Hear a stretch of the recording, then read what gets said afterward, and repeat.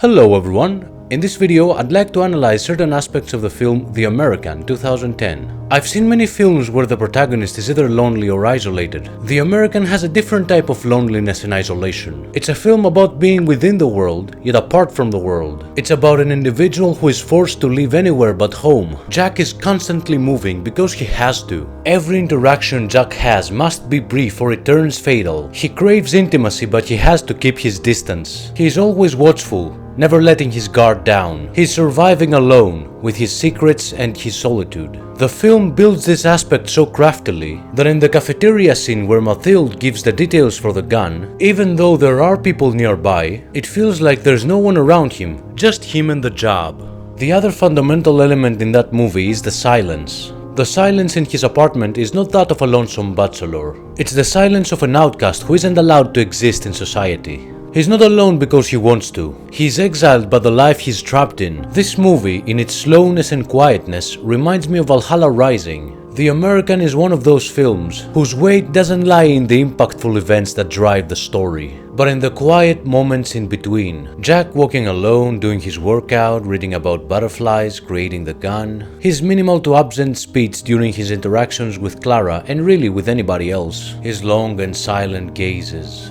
Let us examine the romance in this film. During the meetup by the lake, Mathilde tells Jack, "Perhaps you do not have a woman in your life."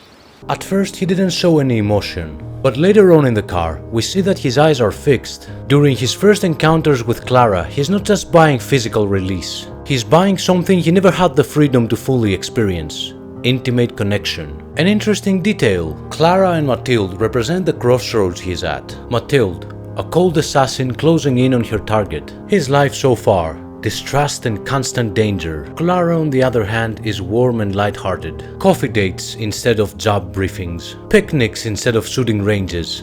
A life he can finally enjoy. Mathilde, his former life, wants to take him down. Clara wants him to be in her life. His interest in butterflies already shows a shift within. His mind has begun to turn towards life. Now, a few scenes I'd like to focus on. The scene where he drives through the tunnel is symbolic of the transition he is undergoing. A man at a crossroads, growing tired of his old life. This transition builds up as the story progresses, from a weapon of destruction to a craftsman of his own destiny. The creation of this gun would be a farewell to his old life. Another thing, there's a scene where he helps the priest by fixing a vehicle with sheep in the back. So, symbolically, we have a sinner practicing an act of atonement by helping the shepherd lead his flock, the innocent souls of the faithful. My favorite scene is Jack being wounded in the car, silently mourning the toll his former life finally took.